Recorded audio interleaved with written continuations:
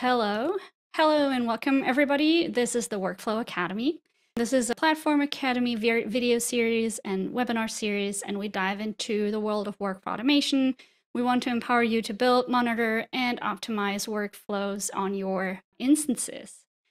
And today I have two guests with me. I'll have them introduce themselves. Let's get with Jingfei maybe first. Hey guys, my name is Jingfei Chen. I'm the PM for Flow Generation and Flow Designer. Awesome. Thank you. Adam. Hi everyone, my name is Adam Golob. I am the PM for Playbook Generation and also some portions of our core Playbook product. Excellent. Thank you so much for joining us today. And for me, my name is Lisa Hohenstein. I'm an outbound product manager for the Now platform, and my expertise is workflow automation. So I create enablement content, videos, articles, and blogs on the Now community. I run this webinar, this Workflow Academy, and I welcome everybody who joined us today. Very grateful for that. Before we head into things, we will be talking about some upcoming features, so coming releases or product features that are still in development. Any timelines or features that we talk about today may be subject to change. Please don't make any purchasing decisions based on anything we say today. And with that, let's look at a quick overview of what we're talking about today. I'll give a very quick introduction to Now Assist for Creator, which is the prerequisite for working with Flow Generation and Playbook Generation. Then I'll hand it over to Jingfei to talk us through the Now Assist features for flows. And then Adam will talk about the Now Assist features for Playbooks.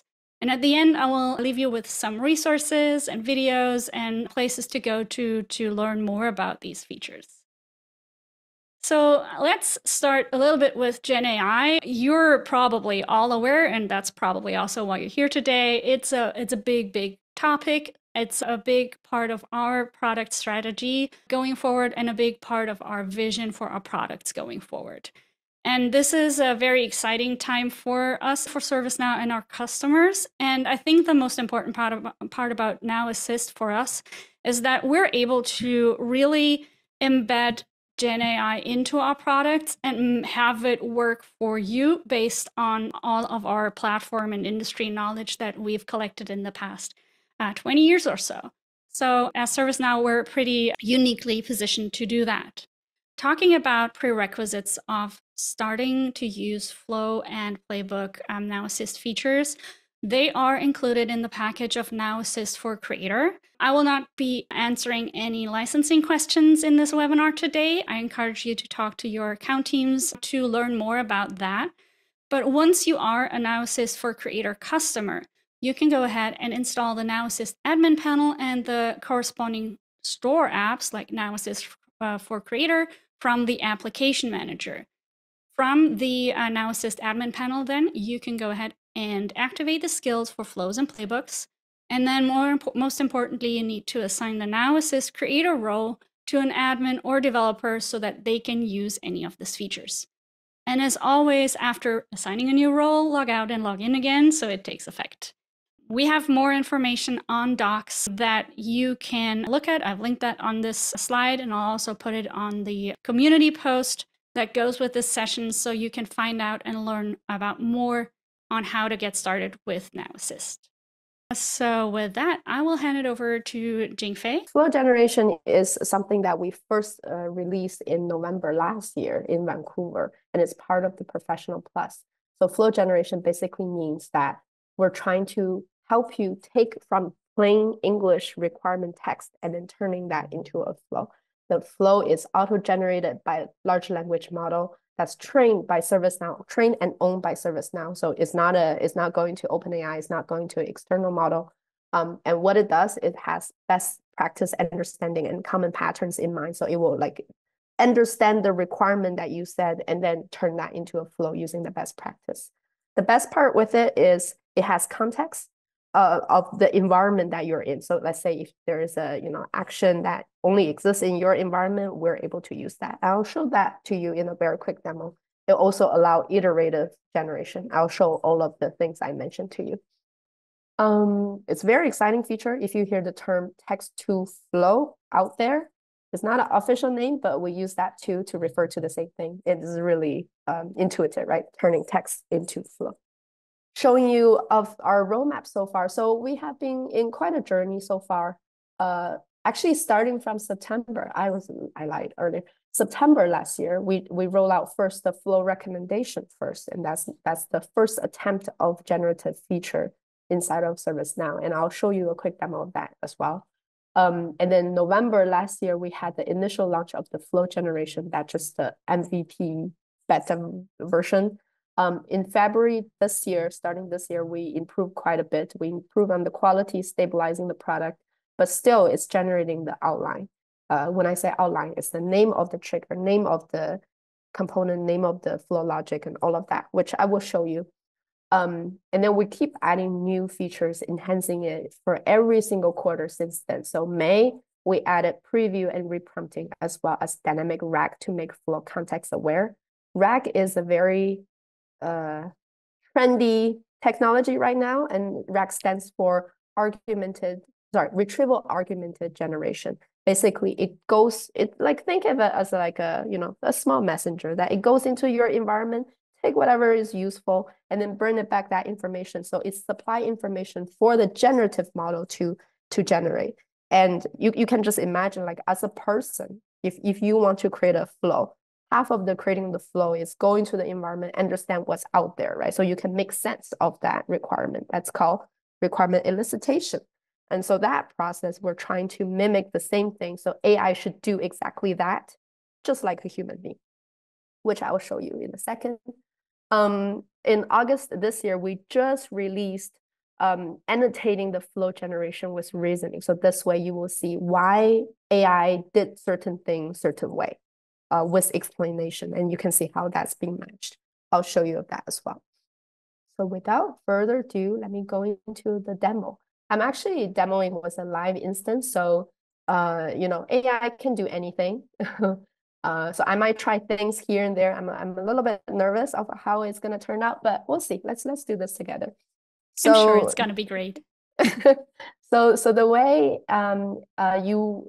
once you have things enabled, the way you trigger flow generation is actually going to Workflow Studio, just like how you will create a normal flow. You create flow, right? And then starting from the screen, together with build from your own, like you can still build from your own, but we're now giving you the screen to build with Now Assist. So let's say I have flow generation demo. Today is what, September 12th?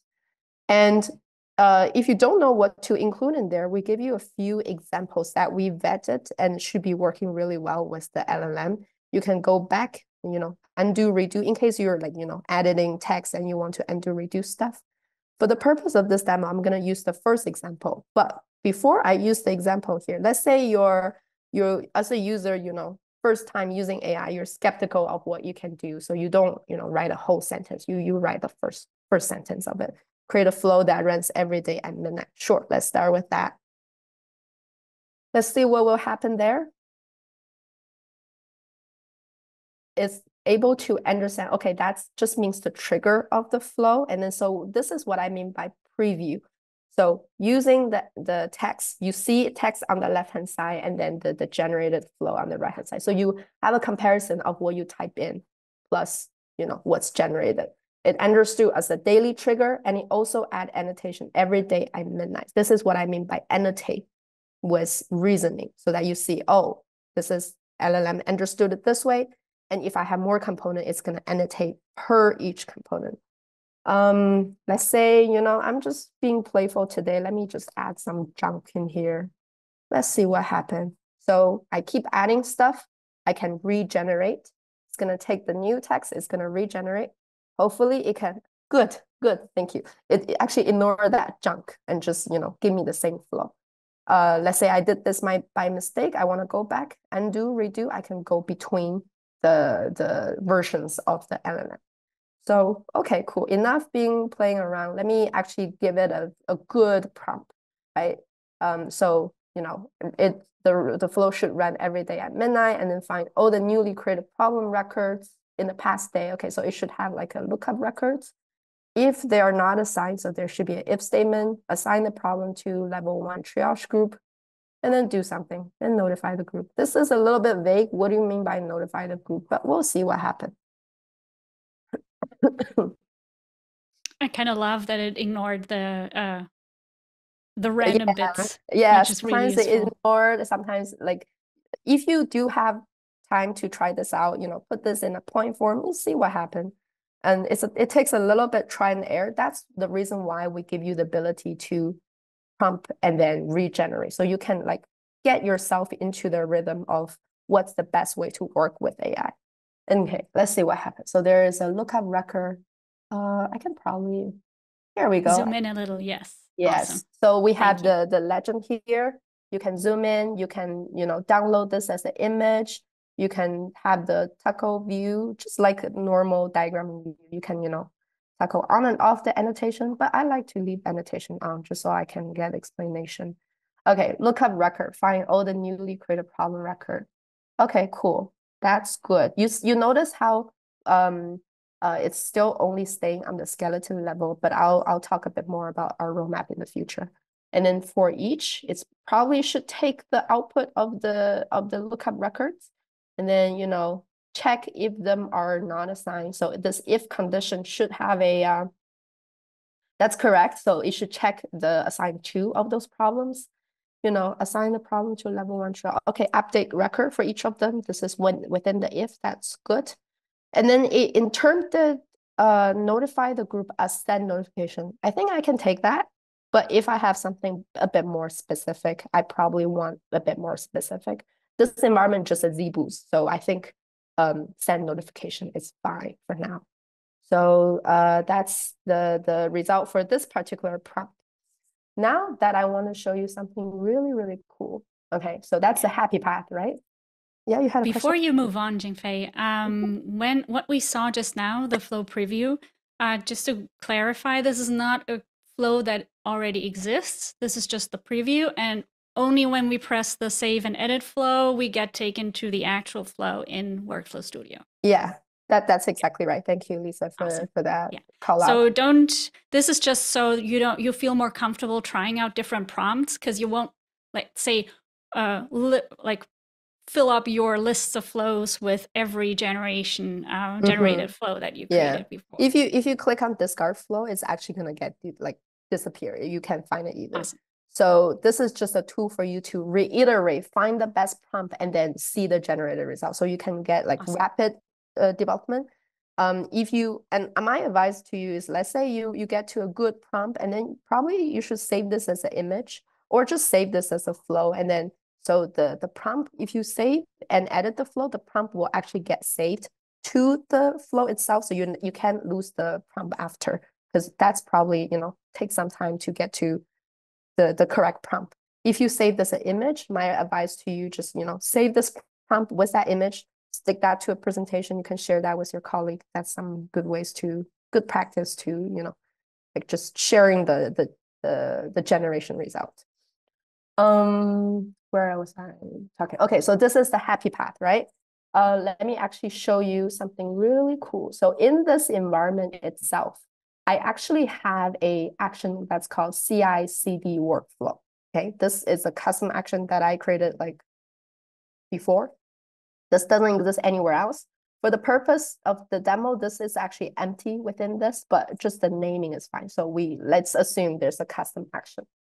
If I want to make sure I use that custom action, I'm gonna just modify the last part of the prompt. So instead of notifying the group, I'm just gonna say, and then start the CI/CD workflow action. Let's see what happens. Okay, well, I'm not too sure, but let's see what happens.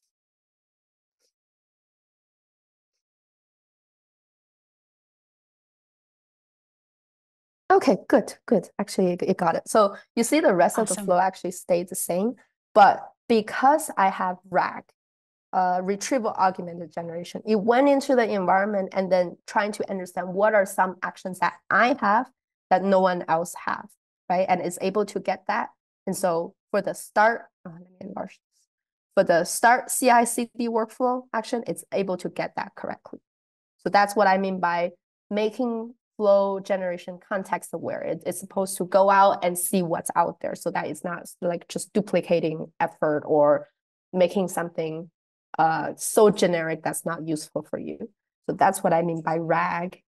Let me just, being the playful me today, let me just change this to ABCD workflow action. Let's see what happens. So it's no longer a custom action. You see how it's like start a workflow stuff. I don't know what this is, but Maybe you created it. I want to show you something after, but you see, at least it's not using the CI/CD workflow anymore because that's not the right context.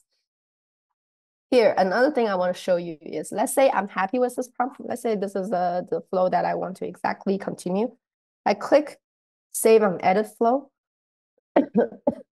At this time, it's going to do some post-processing so that if there is an action that, AI, just because AI think there is a ABCD workflow, it doesn't mean it actually exists. It may not exist in this environment. So instead of making up stuff on the spot, I'm actually going to filter that out and then give you a placeholder action so that you can see, hey, start workflow, subflow. Like that's probably something you want to have, like that probably means something, but AI just, not smart enough at this time. So we cannot understand exactly what you mean, but instead of losing that information, we're actually giving you a placeholder. So you can always change this in the future. So, if I switch to this, I could do this on diagramming view too, but if I switch to the standard view, you see, if I want to edit or replace the placeholder, I can replace this with any other action. So let me just get that CI/CD workflow. Here we go.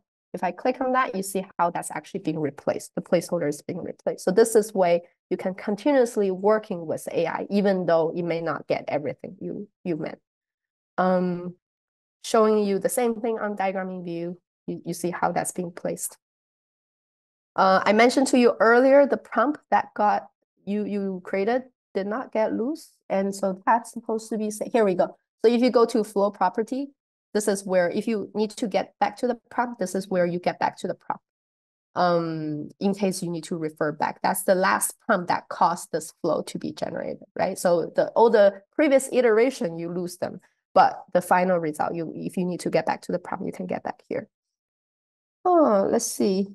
And finally, I want to show you a little bit about flow recommendations. So yeah, so once I have all the flow created, I don't need to have all the flow created, but I always see that flow recommendation.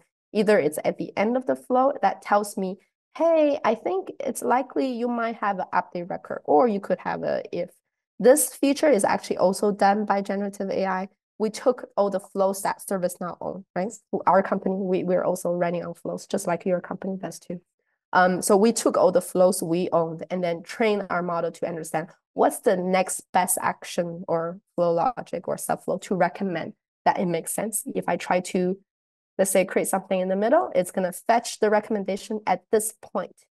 From this point, the point of recommendation, all the way back to the trigger. That's the information it used to fetch these recommendations. So according to AI, I could have a update record. I could have a lookup record, set flow variable. These are all good candidates to include in here. So yeah, so these are something for you, just very easy, right by your mouse. If you actually need that, if you click on that, that's gonna just add that recommendation into here. So that saves you a few clicks to go into the picker, navigate, and then do all of the other things. Awesome. All right, so the first thing that I wanted to just quickly highlight for those of you who have not had any encounters with Playbooks so far, I wanted to give you a quick high-level info on what Playbooks are and when you would use them over a flow. So the most important part about Playbooks is that they don't replace flows, but they augment them. So we have another way of building workflows in Workflow Studio that is based off of flows. So your playbook activities, each of the nodes that you can see in the little diagram on the right, will be powered by a flow action or a flow, subflow, anything that you might already have on your instance. The amazing part about Playbooks is that they allow you to build sequenced and multi-step processes that cover your whole enterprise, different departments and different teams that work within the same process. They can also be embedded in all kinds of user interfaces. So you can show your playbooks in workspace, like the service operations workspace, for example. You can embed them in mobile. Our field service management team does that natively. We have recently released the option to embed playbooks in Portal, use them as wizards, and then also any custom UI builder pages. So the cool part for this is that you can actually just reuse anything you already have built, or you can use any of our pre-built playbook activities that are driven by subflows or actions and decisions. So just as a high-level overview of when would you use flows versus playbooks, Flow Designer is the tool of choice to automate self-contained units of logic, and you should always keep your reusability in mind. So I will recommend to reduce scripting where possible, and if you find yourself using similar inline scripts regularly, maybe create a spoke with some reusable flow actions. Flow actions should always only do one thing at a time. So for example, getting data from a remote system, calculating a value or something. Then subflows are groupings of actions for reusability, for example, an approval, making a decision, and some following actions. And then flows will add the trigger layer to this. Playbooks should be used for complex processes, spanning multiple departments or phases, or even have multiple persona involved. In this way, you can surface the process to any of the agents with a playbook so that they know what steps are coming next, where are they in their current process, and what do they have to do. So this reduces the need for training and enablement and allowing for new agents and all agents to fully work this playbook end to end. You can also add optional activities and questionnaire activities, decision activities in your playbooks to make them really amazing and dynamic and powerful. So that's so much for when you would start using playbooks. And if you have not tried them out, you definitely should. They're awesome. Okay, and then I'll hand it back over to Adam. Awesome. Thanks, Lisa. I just want to add real quick on top of what Lisa was explaining. The way that I like to think about playbooks and when to use playbooks are whenever you're working on that complex multi-step process like Lisa was just describing. Playbooks, think of it as an alternative to working in a listen form, as an alternative to how someone would kind of navigate and complete a workflow on the platform. So today we have workspace that's meant for agents. We have service portal that's meant for requesters. We have mobile experiences that are for both requesters and fulfillers.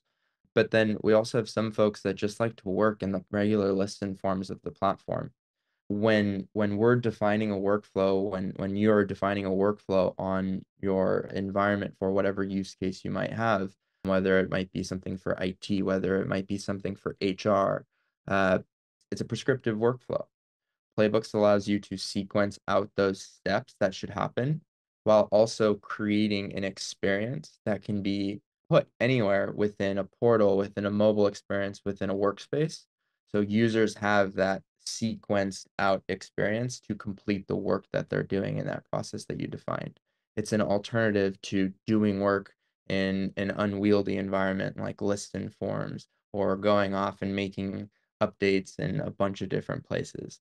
Playbooks really, like Lisa was describing, allows you to sequence out the workflow in your desired, however your process should be authored or created, and it allows you to create that really constrained experience.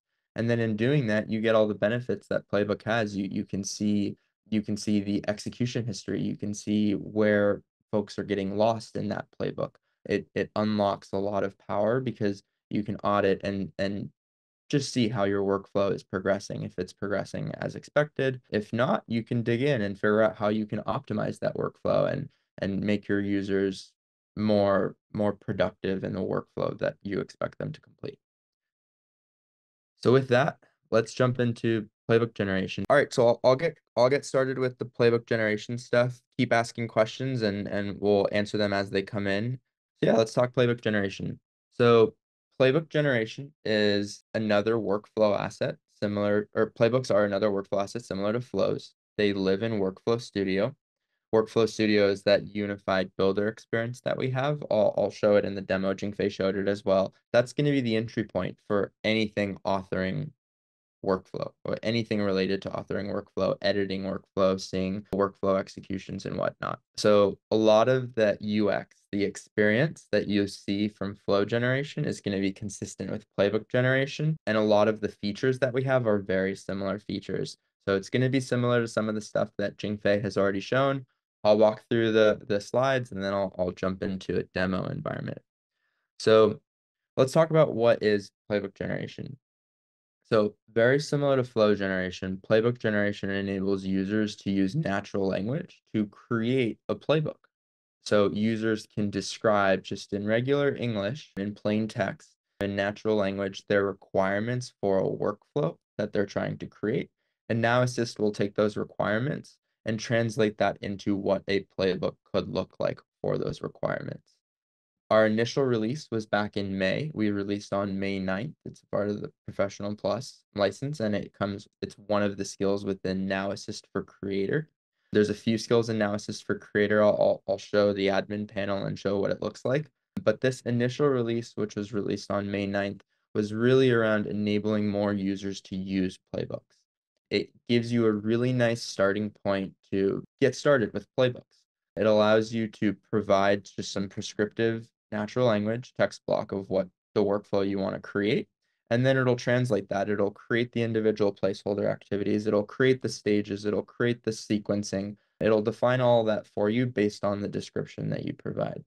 This was what we released on May 9th. Coming in the next release in our August release, August 1st, we were following flow generation, and we got a lot of good feedback that users wanted to have an iterative experience.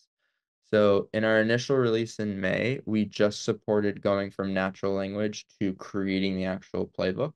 We didn't provide you with a way to preview what that playbook looked like before you jumped into the authoring experience. So we created the reprompt and preview feature and delivered that in August, very similar to what Jingfei was showing. The value here is we allow you to continue to iterate on your prompt and see how your requirements affect the generated playbook. So you can come in and you can either add more, you can remove, you can modify specific steps within each stage. In the world of playbooks, if you're new to playbooks, these larger boxes are what we call stages. Stages represent a collection of common activities that should happen. And each one of these steps, each one of these boxes represent a step in that workflow. And like Lisa was mentioning earlier, playbooks are built on top of flows.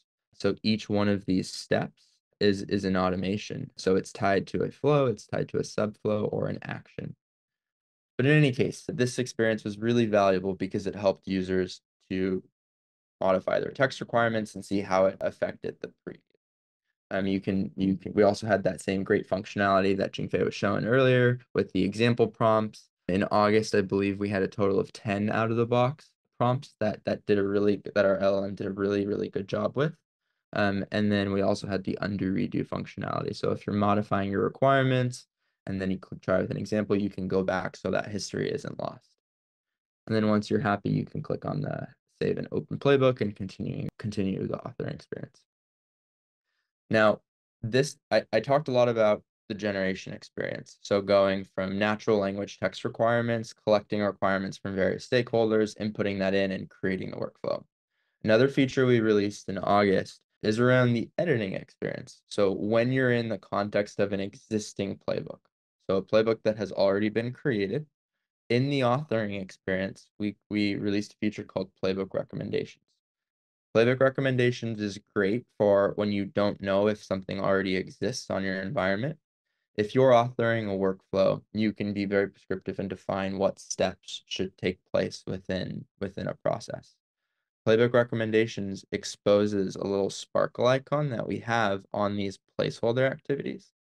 And what it does is it's using AI search behind the scenes to recommend the best matching activity definition, the best matching flow, subflow, or action that might exist on your environment. And the great thing is it's specific to your environment.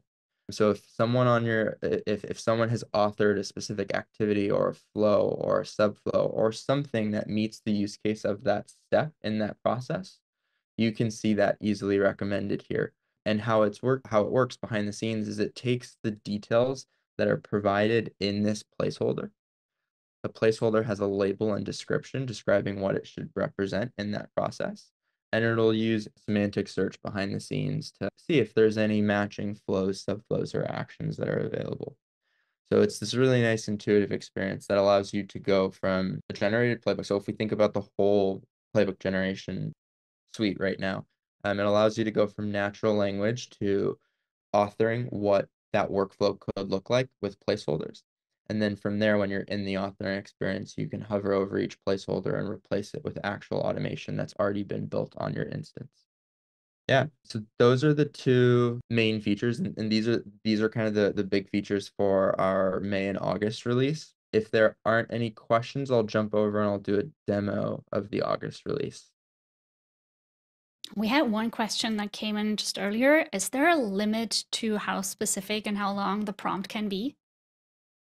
Yeah, so Is there right a now, character limit? yeah, I believe it's limited to 2,000 characters right now. Awesome. It's a limit that we set right now, but what we decided when we were making that decision is this is the number we're going with. If we hear use cases that require more, we can definitely expand that. The only thing to note is with longer character limits, it might take the LLM a little bit longer, so performance might be a little bit slower because we're passing in more data. So we picked the 2,000 character limit because we saw optimal performance. Okay, so like I mentioned, Playbook Generation is a part of the Now Assist for Creator Store app. Jingfei mentioned the same thing. It's similar to Flow. What I want to show, so when you go to an instance, if you're in the filter navigator, you can type in Now Assist admin, and it'll take you to the admin experience. If you have Now Assist for Creator installed, if you go to Now Assist features, you'll see the Creator tab. You'll see all the features that are included within Now Assist for Creator. So let's talk specifically about playbooks. If I open up Playbook, you can see the two skills that we have in our August release. We have Playbook Generation and then Playbook Recommendations. Something to note here as well, Playbook Generation does, in our August release, does use Azure. It uses Azure OpenAI GPT 3.5 Turbo. And then Playbook Recommendations doesn't use an LLM. It uses semantic search, which is hosted internally. So all of that is staying internal. So these are the two skills. Out of the box, they are off by default. When you install Playbook Generation or when you install Now Assist for Creator, you will need to come in and turn on these skills. And then for users to be able to access this functionality after the skill has been turned on, you need to grant your user the now.assist.creator role. By default, users won't be able to see the skills or use the skills until they have that role. So let's jump into Workflow Studio. So like I was mentioning, Workflow Studio is a new experience that we released in Washington. So if you try to open up our previous builders, Flow Designer, Process Automation Designer, Decision Builder, it's all going to route you to our new experience, which we call Workflow Studio. And Jingfei showed this earlier, Workflow Studio is the entry point for everything managing, editing, creating new workflow automation. Very similar to Flow Generation, the entry point starts on the home page. So I'll click the New button and I'll click New Playbook. Because I am logged into a user that has now.assist.creator, I see this experience. If I did not have this role, I wouldn't see this experience. I would have one option to build my playbook from scratch, the traditional non-Gen AI way. Because I have the skill turned on and I have the role, I see the Build with Now Assist tab. I can provide a playbook name, and then I have the Now Assist directions field. Very similar to the experience that Jingfei was showing with Flow Generation. We also have a few example prompts, like I was mentioning. I believe we have about 10. You'll notice there's two different prompting styles here. Like Jingfei was saying, if you get a chance to play around with this, take a stab and explore with different prompting styles. You might find that you might get luck defining your prompts in a different way. So we always say experiment and see what works best. For this example, I'll use the product development. Yep, I'll give it a name, product development, demo. And then we also have the undo redo functionality and then your scope picker. So you can choose what scope you want this playbook to be in. So I'll click generate preview. And like I was saying, in August, we released this really nice reprompt and preview experience. You'll notice it's a very consistent experience with what Jingfei was showing. But it allows you to see how your requirements directly translate to the playbook that's generated. So we'll give it a second here, and we'll see that it generated a playbook with a few stages and a few activities in each stage. So you can see here there's a conceptualization stage, refinement, prototyping, marketing, testing and manufacturing, and then post-launch monitoring. Each one of these stages has a few activities in there. I can come in here and I can see how my requirements were translated to this playbook. If I want to make any updates, I can make any updates and then regenerate to see how that affects the playbook. Once I'm comfortable, I can click Save and Edit Playbook, which will open the playbook in the authoring experience. So you can see here, we show an alert here just mentioning double check for accuracy. All the content was generated through AI. So that's the first feature, that's Playbook Generation. Then the next one I was talking about is recommendations. So you can see here when I hover over each one of these placeholder activities. Well, before I do that, I want to click on one of these placeholder activities and I want to explain. So like I was mentioning, Now Assist generated each one of these placeholder activities and it sequenced out the workflow for us. It provided a label and then it also provided a description based on the requirements I've provided. And this is where the recommendations feature comes in. If I hover over this placeholder and click on the sparkle icon, I'll see that behind the scenes, Now Assist, we'll give it a second. We'll see some we'll see some recommendations based on what's available on this instance. So it's really nice. I can go from literally a block of text of requirements of what a workflow should be to a sequenced out playbook. And then I can come in here and see some recommendations. And I can replace however I want. This is a demo environment, so it doesn't have the greatest content as you can see. But if I have an actual instance that I'm doing a lot of my development on and I have a lot of good actions, flows, subflows, you'll see a lot of really good content. What I really like about this feature is that it also empowers the collaboration between citizen developers and pro coders or pro developers. Because even before we had Playbook Generation, we would recommend to customers that have very active power users, people with the business knowledge that know what the processes look like. They could map out a playbook with these placeholder activities and then work with their developers to get those created if no matching activities exist just yet. And this way, they can even go in and use this a recommendation feature to get those activities suggested if they don't know they exist. So this is really amazing to empower your low-code developers and citizen developers as well. Yeah, and I'll wrap with that. Awesome. Just to quickly wrap this session up with some little guidance and resources. Thank you so much, Adam and Jingfei. Those were amazing demos. I think that was really, really cool to see. And I think people that are very excited about these features. Basically, the biggest recommendations that I can give you is if you get your hands on this, talk to your account teams to get your hands on this. And then once you have access to this technology, there's a lot of learning that's going on with all of the Gen AI. So most of the time you will start creating your own prompts and then reiterate on them and understand what kind of prompts create the strongest outlines and workflows and playbooks. It's definitely a space where we encourage you to explore and experiment. I want to leave you with these 3 links. I will also post this presentation on the community. I want to thank you so much for attending this session today. I would love to hear more of your feedback. We have more academies on different topics, among them one that is specifically dedicated to AI on the Now platform. So not just Gen AI, but other AI features as well. We have one on Next Experience, Mobile, Analytics, and the General Platform Academy. You can find all of them under sn.works/academy. You can find all of those links. And then if you don't know it yet, I also have a repository of links and resources and articles and best practices and guidance on the Now community that you can find under Workflow Automation Center of Excellence.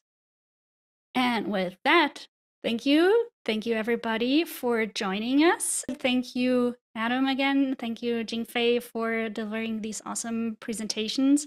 Thank you for Brian for answering the questions. And I hope I see you next time. All right. Thank you for giving us some time today.